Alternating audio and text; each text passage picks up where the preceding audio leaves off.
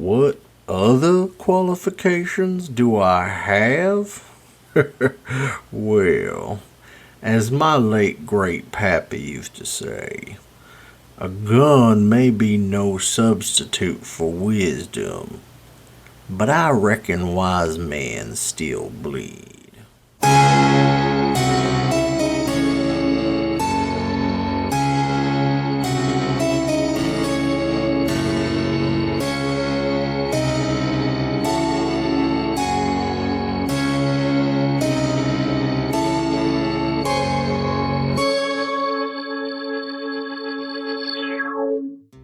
Last time on Lost Legends of Scadrial. Anyway, there's a reason that I called you over here. We're about to have an election, and I think that the other party, they're up to no good. They're going to try and lie, steal, and shield this election away from us in any way they can. And so, after talking to Maxwell here about what happened up at the trade depot, well, I think you're just the right people to lie, cheat, and steal the election in our favor instead. Well, what I was maybe thinking is, we could potentially pretend to be their campaign managers and completely, mess it up on their side. Now, what does this election have to do with you two? Well, I just happen to be a bit of a fixer from the Urto area, and I've been trying to pull my weight around a little bit. I was wondering if you fine folks could use a face to put onto your campaign. Okay, so we'll say that the meeting kind of wraps up after that, and he has that as your first task, to go and talk to Pin and try and convince her to, see the right way of things, and not to go public or try and extort any money from them. What if we somehow made it look like he was turning on the mob? Maybe he's able to move some money around, make it look like he's betraying the mob, skimming off the top, and then the mob will take care of him, the problem's solved. The timing would have to be very delicate. This isn't something I'd want getting out too early, too early, so that it doesn't even affect the election or something like that, and exposes me before it'll make a big difference. Bella might try to figure out who in this whole campaign situation on Wentworth's side, or if there are multiple people, who is the biggest gossip? Hello, and welcome back to the Lost Legends of Scadrial Mistborn Adventure Game Podcast. I'm your host and narrator, Trevor, and with me we have the rest of the well-roasted dusters. I'm Lena, I play Beladora Wilde. I'm Zach, and I play Finnigan Bomon. I'm John, I go by Clovermite Online, and today I'll be playing Cladis Logan. Let's jump back in. So after the shenanigans of the last session that we had, you went back to report into Tavis, who was duly impressed at the way you had been able to ingratiate yourself with some of the local members of the engineering guild. And so in an effort to escalate your involvement after being so pleased with your results, he has set up a small political gathering inside the Guild of Engineers, where he's assembled a small group of the more influential members and the people who might be a little bit more on the fence as to who to vote for, and wants both of you, Finn and Bella, to work the floor, along with trying to ingratiate yourself with anybody who might be influential, especially two members, Denbert Mogg, who is an elder statesman, and then Smitty Wyme, who is an up-and-coming businessman who only recently joined the guild in order to get more influence for people of his age and stature. Do you have anything that you'd want to do to prepare for this party, or would you just show up and take it away from there? I think that I would probably start gathering information on the people who are going to be present and what sorts of things they look for in a candidate. Okay. What method would you use to try and get that information? Gossip, mostly. Go ahead and give me an influence roll, and I'm going to give you 2 for that. 1 for being a skillful manipulator, and 1 for your socialite. Okay. Oop! There goes 1 dice. That was 2 3s and a nudge. Okay, which one did you want to learn more about? Probably Denbert, because he has more pull currently. Denbert is a little bit of a wild card in the guild in that he is both very well respected, but also on the decline in terms of his actual influence. There's been rumors that he started to go a little bit senile in his old age, and so while people still give him any amount of respect that they can while he's in the room, behind closed doors they start to whisper that, you know, maybe he should step back and retire from public life. Okay. There are rumors that, among anything else, he is very, very, very irate when somebody criticizes him in front of people that he is trying to ingratiate himself with. Okay. And so he very much doesn't like any sort of public challenge to his authority, even in his current state of mind. Interesting.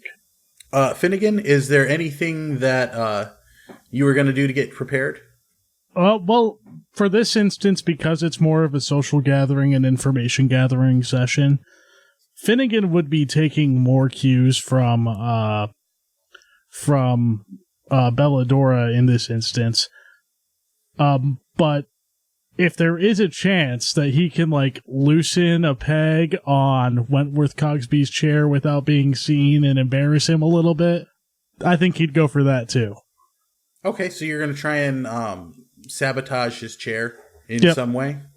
Yep, a little bit of light mayhem. Let's make this a wits roll, and I'm going to give you +1 for being unassuming to see if you're able to get in there and nonchalantly enough figure out a way to loosen the fastenings on this chair. That's 3s and a nudge.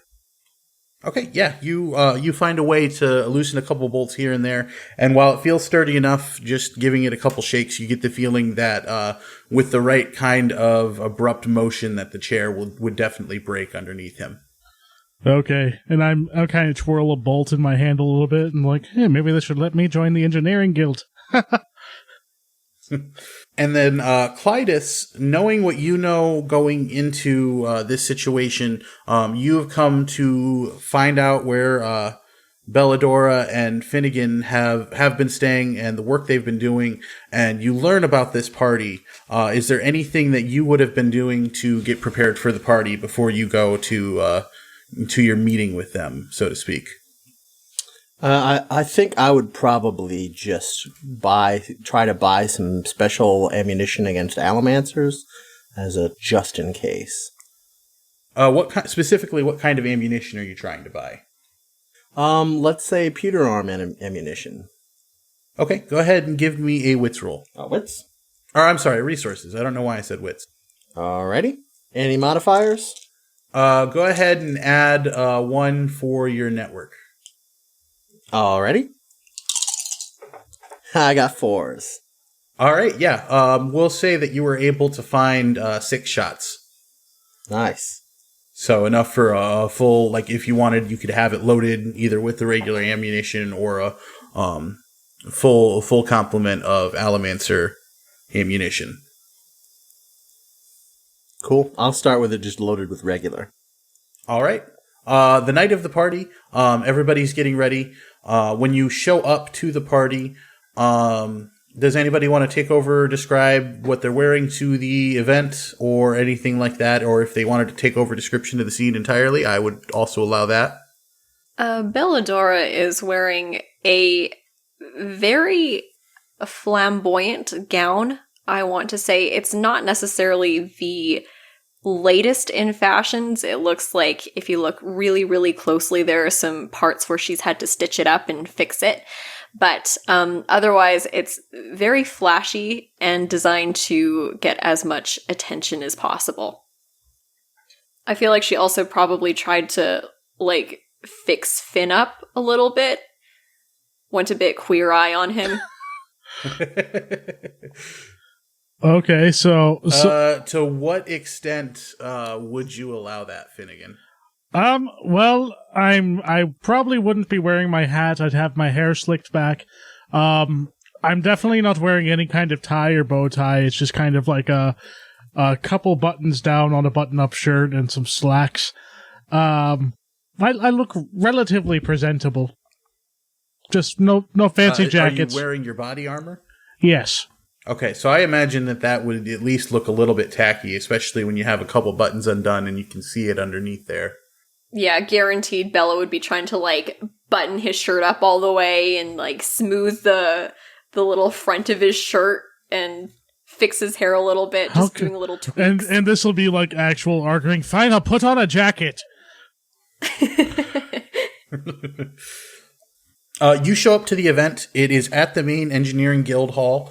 They have a little conference ballroom type area. It's not a full-on ball like like would be traditional Scadrian style, but a nice little electioneering party. They've got a small stand of snacks on one side, all sorts of bright colors and picket signs all over saying vote for Coxby and vote for Wentworth is a vote for progress, all sorts of political slogans. You see Tavis is standing over where the open bar is, which takes up a significant portion of the catering area. He has himself a drink and he's chatting with the bartender there. And scattered throughout the room are just several different tables of people in all manners of dress, from a little bit more like Finn looks, where they're just trying to look a little bit nicer than they normally do, all the way up to dresses even more flamboyant than Bella is wearing. Well, we have to kill them. Why? Because they're wearing a dress more flamboyant than you? Well, yeah, obviously. I mean, it sounds reasonable to me. I don't know how well it will get you votes, but I mean, I guess that might even be even better since yeah, you don't exactly. want to get the votes. Somebody with Cogsby just starts up and slamming chairs over the heads of people. Yeah. So is there a definite divide in the room between the Tot supporters and the Cogsby supporters? This is strictly get out the vote event for Wentworth. Okay. It's people who aren't solidly in his camp that he's trying to recruit to vote for him, that he's put on this lavish display to get them there to where his people can talk to them and really try and twist their ear and get them to vote for him in the election. Are there any did I notice any less than upstanding citizens in the area that might be up for a little vandalism? Let's make this, give me a spirit roll. 3's and a nudge. While he's rolling, would I count as one of those? No, you are not there yet, quite yet. Okay. I took a little liberty, but I assume that Clytus would want to be fashionably late to this shindig. Sure. Zach, what did you say you rolled? 3's and a nudge. Okay, yeah, you see a couple of people who are hanging out in the area. It looks like they might be trying to wait for people to head to this event so they can try and pickpocket them on the way. I'm gonna kind of nudge Bella and say, "Psst. Can you spot me a little bit of cash?" Why? I kind of had an idea. Okay, do you want to run the idea by me before I start handing you money? Well, you see those gentlemen across the street there, less than upstanding sort. Mm-hmm. Oh, hello, Well, princess. Well, what if we put their talents to more to use than, mugging upstanding citizens? All right.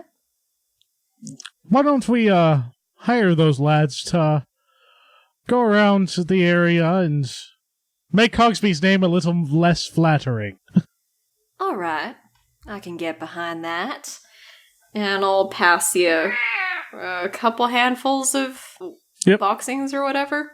I'll need two clarifications. First, Finnigan, exactly how far do you want them to go with this? Are they going to, rush into the the convention area of the guild hall and deface the signs in there while the party's going on, or are you just going to have them go around and like anywhere in the city they might have advertised? Outside the general area, mostly. That way, when people are leaving the party, they have something to snicker at.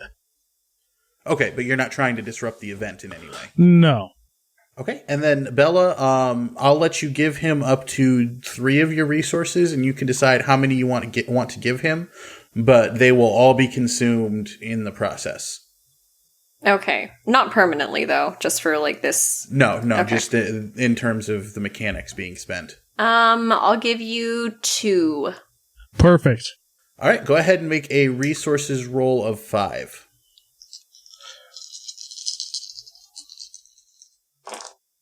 That is 4s. Okay, yeah, they go ahead and mark your resources spent as 1, and Bella, go ahead and mark the 2 for yours. And I'm going to say that this, along with the rumor gossip mill that you started up last episode, has decreased Wentworth's reputation health by 2 total so far. Hey. Nice. Okay, so you guys have, after having corralled those rapscallions to do your bidding and tag across the city, have now entered the party. What does the party look like? Like, is it really fancy, or is it more like kind of like a company luncheon style thing? Somewhere in between. Like, the decorations aren't anything that are outrageous, but they obviously tried to make the place look a little bit nicer, look a little bit more energetic. It's very well catered, even though it's not like a full meal service. The snacks are more outstanding. Something that obviously wasn't bankrolled by the guild, but only could have been paid for by somebody who has the kind of pockets that Coxby has. Is there any seafood? Sure. There's like shrimp. Finnigan goes to the shrimp. Okay. Oh my, this is marvelous. Have you tried this, Bella? I mean, it is shrimp. I feel like all shrimp taste the same, to be completely honest. Oh, no, it does not. What is wrong with your taste buds, girl? Is this the dog worker coming out in you, Finn? Shrimp does not all taste the same. How dare you say something? How dare you even suggest that? All right, whatever you say. And I'm just gonna continue stuffing my mouth with shrimp until someone... Okay. After a couple of minutes, Tavis kind of wanders over, and he's still got the drink in his hand. And he walks up, looks at you with, I assume, like a handful of shrimp, like not looking at all in decorum, and like frowns a little bit, and then smiles at Bella. Leans over and says, "I'm glad you could make it here tonight. We're gonna have some fun, get a couple people to vote for Wentworth, and I've got a little surprise planned for later." Oh, that doesn't sound frightening at all. Is that for me? And I go and grab his drink. Do I hear his do I hear his comments at all? Yeah, he's standing next to both of you. Okay, I'll stop eating shrimp at that point and kind of just give him a look. What kind of look are you giving him? I don't think he'll notice it, but it's daggers, like, out of my eyes. Just like, you did not just suggest what I think you just suggested. He doesn't, like, understand what the look that you're giving him is, but, like, he acknowledges the look and then stares you straight in the eye for, like, meets your gaze for that beat to say that it's been acknowledged and cataloged before turning back to Bella. But anyway, it's not something that we need to be worried about right now, but I need to get you out on the floor and talking to all of these potential voters. Well, of course, that's what I'm here for. I think that you should first try your luck with Denbert over there. He's a bit of a special case. I think that a lot of the people here are really used to respect him and get behind what he stood for, but now, although he does carry some weight, I think that if we could get him on our side, he'd be a nice figurehead. You know, somebody more of a symbol than anything else. What does Coxby think of him? Oh, well, Coxby doesn't think much of anybody outside of himself, but, you know, the same kind of thing that he'd say anybody who's a little older than him or anybody that's younger than him is old coot or young whippersnap or, head full of grain or head in the clouds. That's why we don't bring him to these events very often. We don't actually want him talking to the voters. I see. So is it true that he's kind of, on the decline, like sort of losing it a little bit? Oh, Denbert? Absolutely. Oh, well. All right, I'll see what I can do. Maybe work a little bit of magic. Definitely. And then if that goes well, maybe I'll have you go talk to Smitty over there. But we'll see how you do with Denbert first. Sure. What do you know about Smitty? Oh, Smitty is not really interested in anything other than hard promises on what we can give him, which, we can't make outright promises, but if we're able to hedge enough and make enough implications, then maybe we can prop him up and bring him along our side too. He doesn't have much influence with the regular members of the guild, but he's recently led an influx of new members in who all share his sort of young aspirational status and new money. Of course. The kind that doesn't bear well under scrutiny. Yeah, well, implications I can do. Don't even worry about it, honey. Well, you take care of this and I can just relax tonight. Absolutely. I think I'm going to go and get myself my own drink. You go do that, honey. And he wanders back over towards the bar. He did point out which tables that those two were at, and there is a table that's reserved specifically for you and a couple other of the staffers who aren't. It's empty at the moment, but you do know that you have a place in the hall for you to sit down if you need to. Okay. So what's the lay of the land around Denbert? Basically, my plan is to position myself, not right beside him or directly in his line of sight or anything, but just within earshot, so that I can start saying some things that Coxby might potentially believe about Denbert.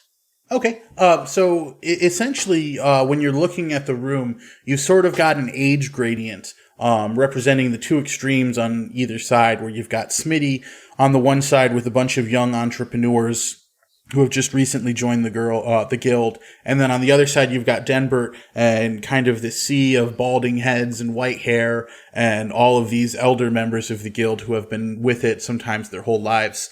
And your table actually is kind of right in the middle of the two. And so we can say that, for our purposes, your seat where you could sit down and talk to Finn, or if another staffer comes by, would be within earshot of Denbert.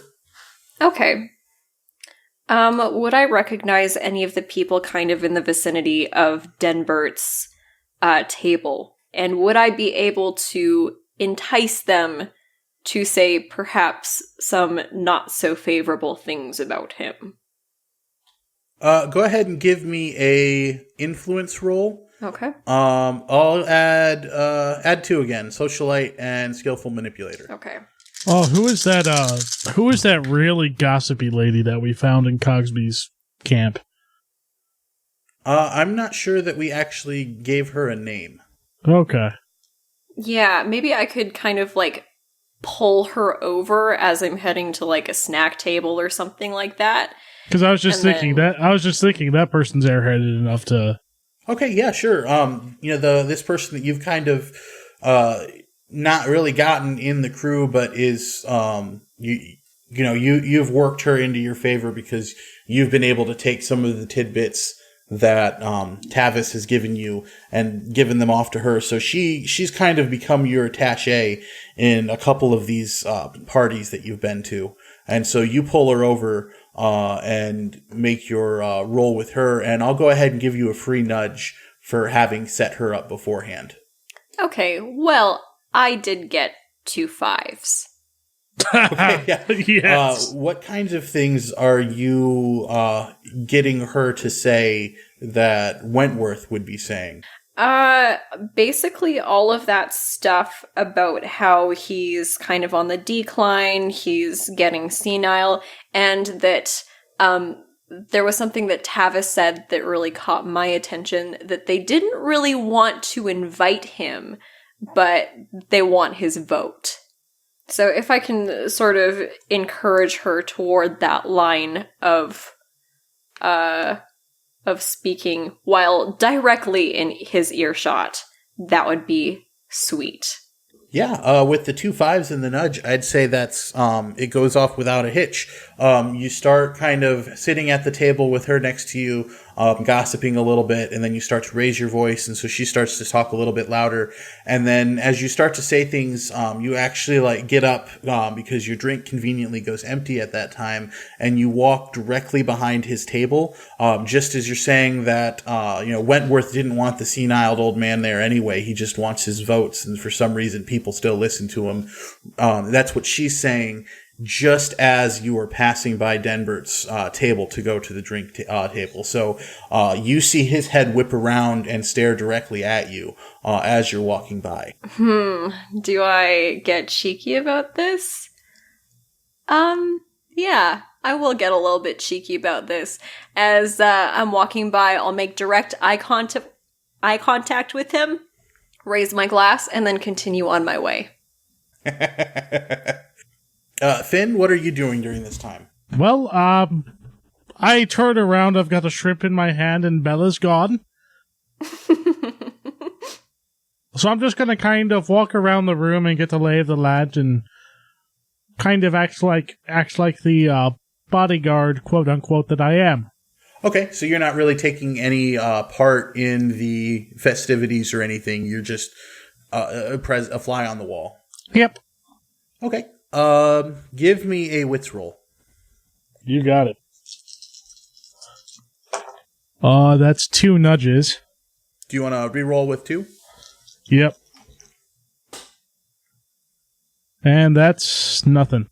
Okay. You turn to get a shrimp, a little bit more shrimp, just as soon as a dark shape passes you, but you don't really pay it much attention.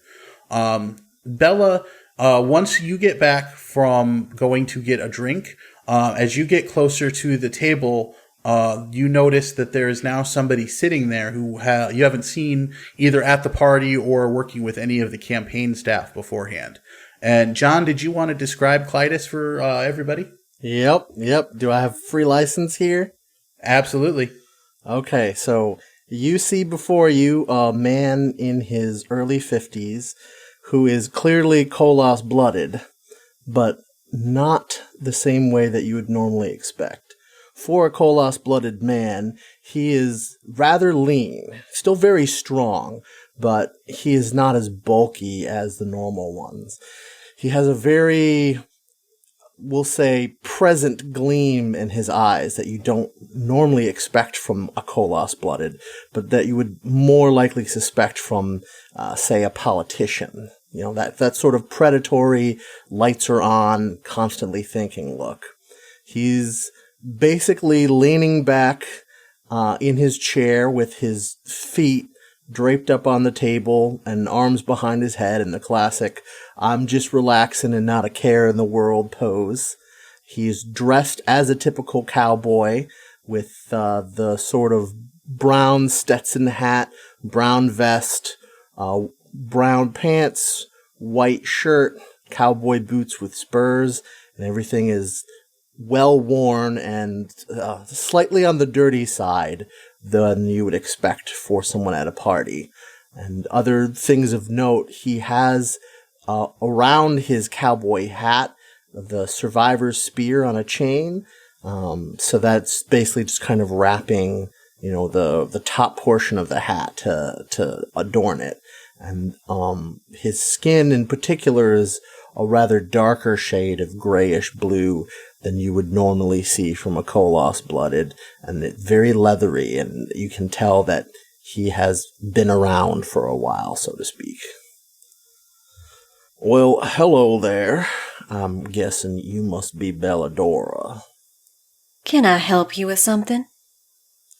Well, hopefully. I've been hired for the same cause, and we will be helping each other as the days go by.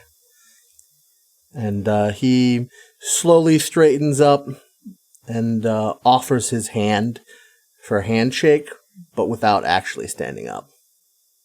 I'm not gonna shake his hand. I'm just chilling. So I will say, And, which employer might that be? I've worked for a couple of people in my time. And he kind of gives that, like, knowing, mischievous glint in his eyes. His hand is still outstretched. He hasn't moved it one bit, and he just smiles. And then he kind of looks over to the side where Tavis is grabbing a drink, and he says, well, our current employer, of course. That could mean a lot of things. So, is there something I can do for you right now, at this very second? I should probably be asking you that. I am here to sort of help oversee and provide extra protection for you and your companion. And he nods towards the Styrian 66 on his belt, and on the other side he has the classic cowboy's lasso. Charmin. Why, thank you. Well, I think that for the time being, I have this handled, so you can just sit pretty and do whatever it is you do. And he just smile broadens. He goes back to basically the kicking his feet up, arms behind the head, and he says, a very gracious host, Beladora. Much obliged. You're most welcome. Finn, I'll say that you noticed that Bella was talking to this man maybe halfway to 3/4 of the way through the conversation. Is there anything that you would do in reaction to it? Could we wait for Bella to leave, and then I come down to sit down and act like I'm talking to Bella with my face stuffed full of shrimp, and then I actually look and see who's at the table? Yeah, that's fine. Wait, Bella, have you tried the shrimp? Who the rest are you? And he just kind of slyly grins and says, you must be Mr. Bowman. I am Clytus Logan. I will be a new associate of yours. And this time he doesn't straighten up. He just kind of offers his hand while he's still leaning back in the chair with his feet up on the table. Finnigan will shake his hand, because that's how he measures someone's worth. Should we do a physique roll? We should. So I get the +2 still for being Kolos-blooded, right? Definitely. And I see him as Kolos-blooded. Could I add 2 to mine as well? Yep, go ahead and burn 20 charges. Heck yeah. All right, pair 4s and 2 nudges. Oh, that's a pair of 5s and 2 nudges, my friend. Ooh. So you see Clytus give just the slightest, like, grimace, only a split second, like his eyes just kind of squint a little bit. And you hear him grunt and say, my, Mr. Bowman, your grip is much firmer than I expected. I get that quite a lot, actually. I don't doubt it. So you said you're here to... Here to what, exactly? I am just extra help. Not to say that you don't have the protection department covered. I've heard you are very skilled with... Doors. Well, you. But Tavis worried that if things got out of hand, well, never hurts to have an extra gun. And besides, wouldn't want things to get out of hand. Ah, so you're under Tavis then? Of course. Well, who else would we be working for? I mean, Beladora is the one that has more contacts with Tavis than I do. I'm just more of her. I'm just more of her associate. I kind of follow her along. I perfectly understand. When you're here to be muscle, you don't have to exercise the brains. And he goes back to relaxing and kicking back. And Finnigan doesn't catch that at first.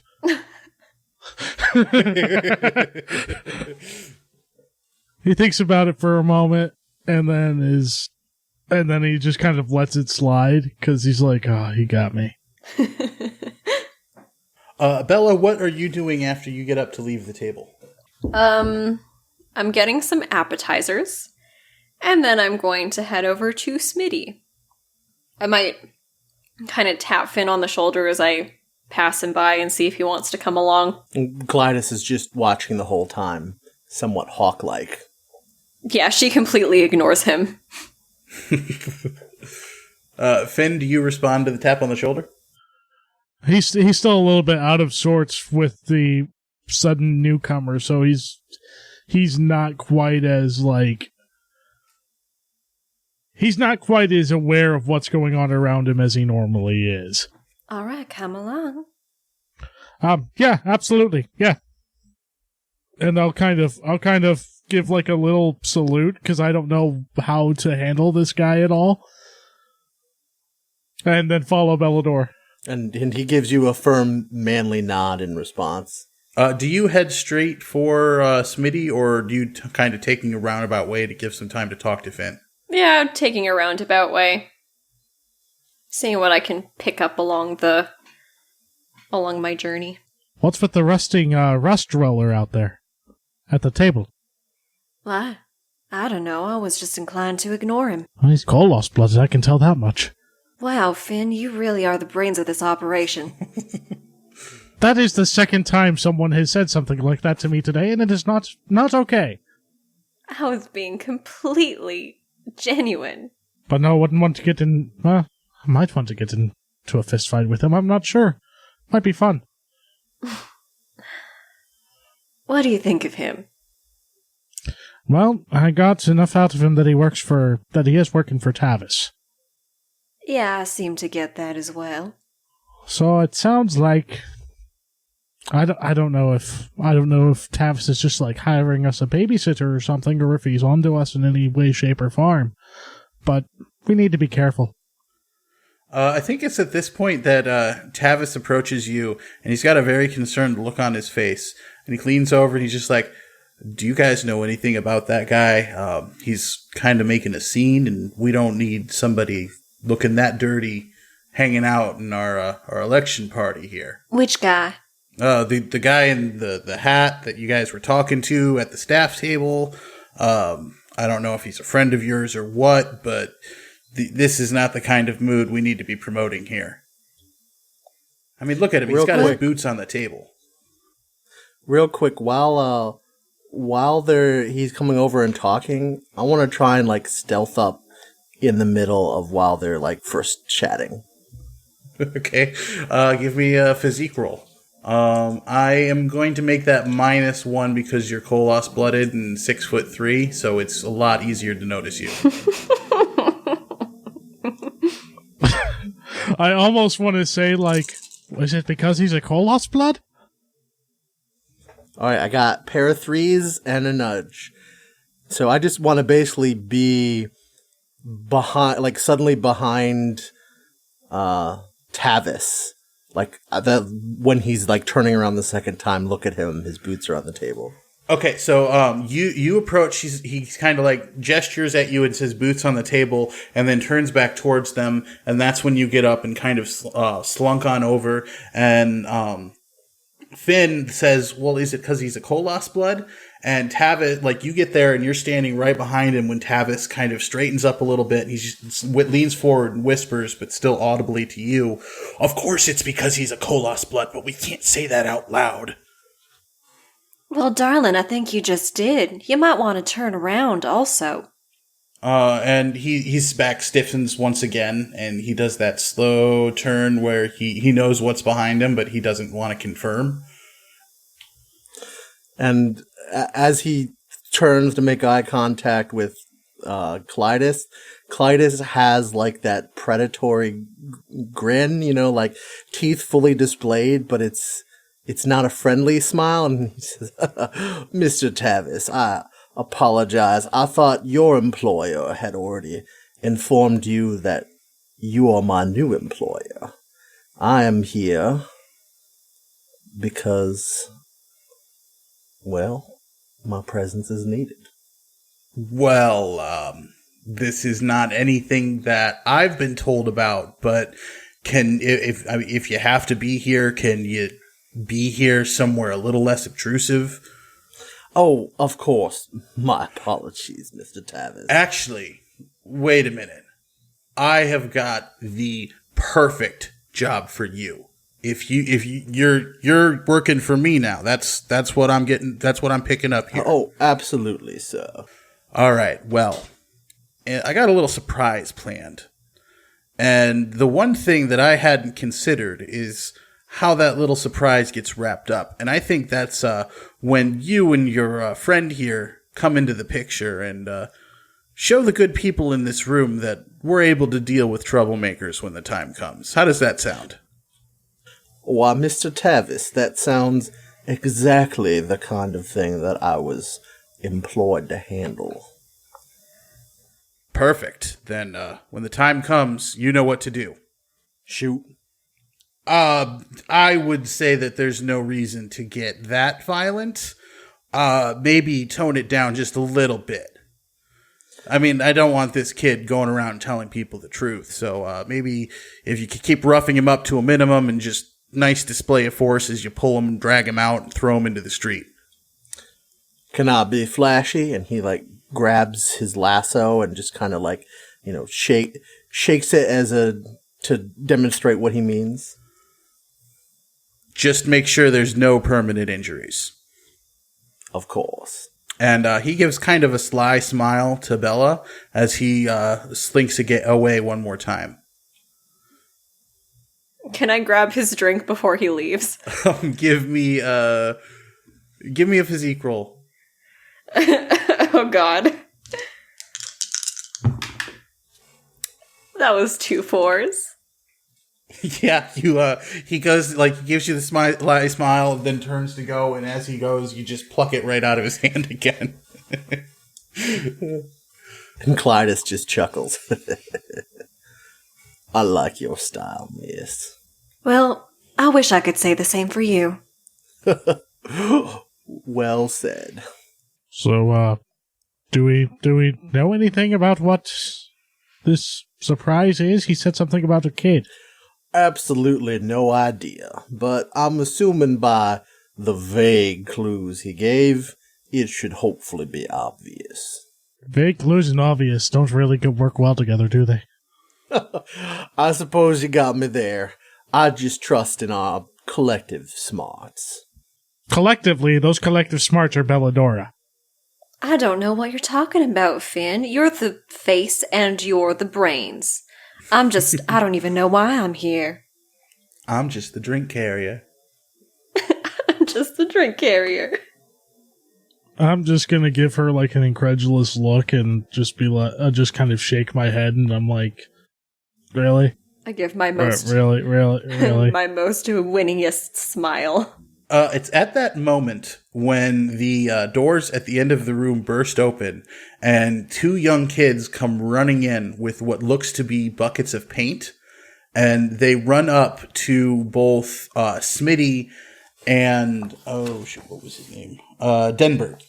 And one of them yells, "Tot Bowler doesn't need the votes of young stuck-up rich pricks like you." And then the other one says, "Senile old men shouldn't be allowed to vote anyway." And as they say that, they throw these buckets of paint and it splashes all over both of them, splashing across the table and decorating everyone in the immediate vicinity with buckets of paint. And I was really hoping that you would have made it to Smitty's by now, so you would have been caught in the backsplash, but oh well. Could I try and, prevent the splashing from happening? Quick reactions? The moment I see him running in, grab my lasso, quick draw, and try and lasso him before he can dump it? Yeah, go ahead and give me a physique roll. I'm going to say that you know that you have a better chance of preventing the one from getting Smitty since he's farther into the room. Whereas Denbert, it would be much more difficult. So you can choose one or the other to try and save. Yeah, Smitty makes sense. Do I get any bonus for quick draw as my specialty? I'm going to go ahead and give it to you for Bounty Hunter. Because I think quick draw would go more for gunfighting. The guns. Okay. You know what? Go ahead and take it. In that instance, since he's going towards Smitty, I mean, I'm not going to be able to get to Denbert in time to stop the splashing, but could I at least collect the kid? after the fact? Oh, so am I getting a +2? Yeah, +2 to your physique, and then I don't think that well, it does just say physical die rolls, doesn't it? Yep, says physique. Yeah, go ahead and make it 9 dice. Sweet. Damn. Difficulty 3. Oh yeah, I got a 5 and a pair of 5s and a nudge. Okay, yeah. So as soon as the one makes it to Denbert and splashes his table, your lasso goes whipping across the room and catches him across the ankles, and you pull his feet out from underneath him, and the paint goes flying forward and falls on the ground and splashes on the ground, missing everybody in the room entirely. Finn, go ahead and give me your physique roll. That is 3s and a nudge. Okay, the paint gets tossed onto Denbert, and you kind of run over, and as he's shouting about senile old men not being allowed to vote, is when you just grab the back of his shirt and lift him off of his feet. Hey, lad, what are you doing in here? Let me go. I'm just here to tell these scum where they belong, in the trash and outside the guild, so that way Tot can really lead us to glory. And I'm going to try and intimidate him, and who exactly told you to say this? Well, obviously Tot told me. I don't think it was. Can I start rioting the kid's fear? And I'm gonna whisper in the kid's ear. I don't think it was, and you better tell me the truth right now. Okay, Bella, go ahead and give me a rioting roll first. Not great. 2 2s. Let me roll his spirits. He does look a little more scared. Go ahead and give me a physique -1 roll because of you being reserved and protective. Well, that's 4s and 2 nudges. Okay, and let me roll for Tavis. Okay, as you lean in and start to whisper it, he starts to whimper and he starts to speak. And that's when Tavis is suddenly in the middle of the room on top of a table, ushering people to step away from the spilled paint and to get to the other side of the room. And he has gathered everyone's attention. Can I... Oh, God. Can I try to trip him as he tries to get on the table? Okay, are you just trying to, are you trying to make it look like it was an accident? Or are you just straight out tripping him? Is he using Wentworth's chair to get onto the table? Okay, give me everybody, or you two, give me a spirit roll, both of you. And I want to actually intercept and grandstand before Tavis even has an opportunity, if that's okay. By intercept, I just mean I want to grab everyone's attention before he does. Okay, yeah, let's see how this plays out with the chair first. That's nothing on the spirit roll for me. Out of the 2 dice that I rolled 2 nudges. Okay, no, it's not Wentworth's chair, but we will say that, when the paint came in, that was when Wentworth, that's why he didn't use it, was because Wentworth was sitting in it, and he kind of, abruptly jumped back a little bit in his chair, and so nobody noticed, but he is collapsed on the floor, a little bit away from the table. And so Tavis jumps up on the table. Clytus, what were you doing during that time? So I wanted, while the Finn was talking to the other kid, to basically have hog-tied the other kid that I had, and then have him slung over my shoulders, and then basically just do the same thing I assume Tavis is about to do, and just reassure everyone. With this guy physically slung on my back to show we've got this handled. I'm going to make that a charm roll, but add +1 for obviously having a good handle on the situation. All right, rolling. Wow, I rolled well. 5s and a nudge. Okay, and that's actually what Tavis got as well. And so you guys hear the name, hear the kid that you were intimidating say that it was Tavis who hired him to do this and to say these things. But Tavis jumps up on the table, and gestures over towards Clytus and says, "Everyone, thank the security provided tonight by Wentworth Cogsby for keeping you safe from the menace hired by Tot Bowler." And that's when Clytus is saying his piece about taking care of things and being at the ready. And everybody bursts into applause as Tavis jumps down from the table and quickly pushes the kid out the door. Who was nearby the kid who confessed that it was Tavis? It would have been near where Denbert was, and so maybe a couple of the elderly members of the guild could have been in earshot, but he kind of whispered it, so it would have been harder for them to hear. Okay. I'm going to push my way over to Finn and ask him fairly loudly, "What did he say?" And real quick, Clytus, I want to have Clytus basically like just casually saunter up and loom behind them as they're saying this, with the kid still hogtied over his shoulder. Yeah, I think at this point that Tavis would be standing over Finn's shoulder looking at the kid, and he would be going straight for the one that you guys have, and not the one that Clytus is using to showboat. Okay, because you pushed one of the kids out. I wasn't sure which one. So unless you guys do something drastic and probably fairly obvious, then Tavis is going to intimidate him into silence again. Gotcha. Okay. I'm gonna get up close to the kid and try to be as sweet as I possibly can and ask him, "It's okay, honey. You can tell me who it was."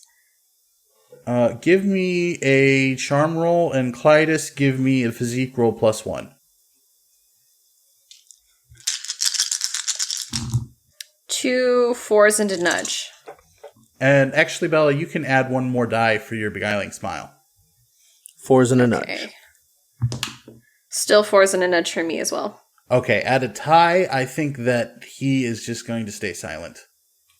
So, Tot is going to suffer a couple of points of reputation damage there, while Wentworth is going to gain one back for Clytus taking care of the situation before it even made it to Smitty.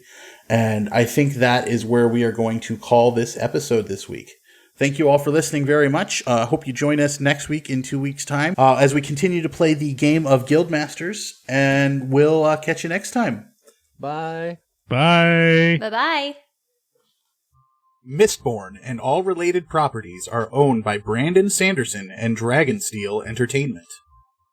The Mistborn adventure game, the Alloy of Law supplement, and the Masks of the Past supplement are owned by Crafty Games. Special thanks to Steve Argyle for letting us use his artwork for the logo, and to Boardroom Design for putting the logo together for us. You can find us on Facebook, Instagram, Twitter, Tumblr, and YouTube at LLOS Podcast, or join our Discord community. We hope that you'll give us a 5-star review on iTunes or whatever podcast provider you use. And make sure you tell a friend who loves Brandon Sanderson. Thanks for listening. Tune in next time. Give him a little bit of coin to. Oh my gosh! Today's episode will be joined by another member of the crew. Is it Fluffles? No, it's I can't think of a good kitty name off the top of my head. Hi, baby. Claus Come here. Paws McGee. Senator Whiskers. Come here. Fuzzy Ruffles. Wentworth Posby. Well, she's trying to play with my dice. She wants to play too.